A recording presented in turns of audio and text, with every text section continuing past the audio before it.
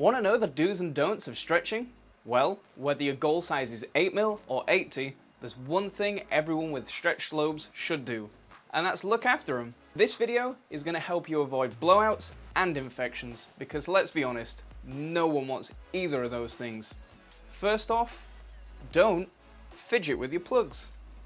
Your plugs aren't some trendy toy from 2017, and as such, you shouldn't be playing with them, especially when they're in your ears. I see you there spinning them in your lobes whilst you're bored. Stop it.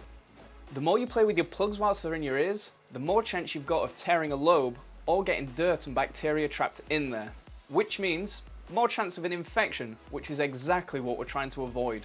Unless you're putting your plugs in or taking them out, keep your hands off them. Do clean your plugs regularly.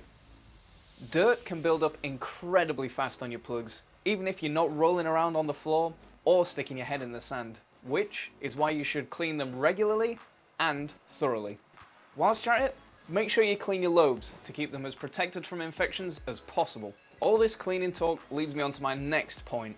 Don't use harsh chemicals. Things like peroxides and alcohol can damage your plugs over a long period of time, and they can also dry out and aggravate your skin, which will leave it irritated and inflamed.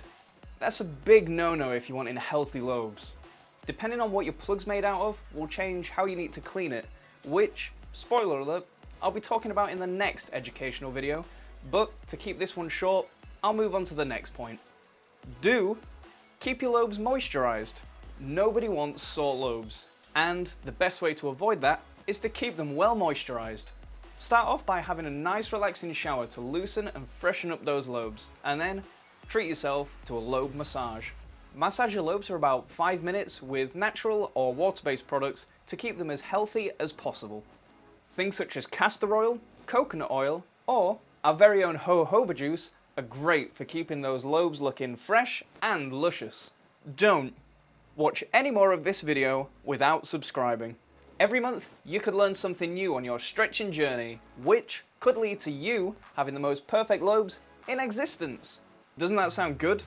Well, make sure to hit the subscribe button and join me on an educational stretching journey. Anyway, make sure you do treat problems ASAP.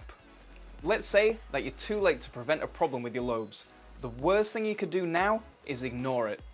Whether it's an infection, an irritation, or a blowout, you should address it immediately to avoid it getting any worse. The quicker it's resolved, the quicker you can continue your stretching journey to your goal size. With that being said, don't stretch too fast. Stretching shouldn't be a sprint to your goal size. It's more of a tortoise and hare situation. Slow and steady will get you to your goal size as problem and as pain-free as possible, which is what everyone wants. The more you rush sizing up, the more chance there is of encountering blowouts. So please, take it steady whilst you're stretching up. And finally, do join us next time.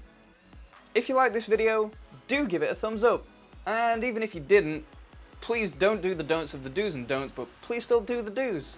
Thanks for watching, and I'll see you next time.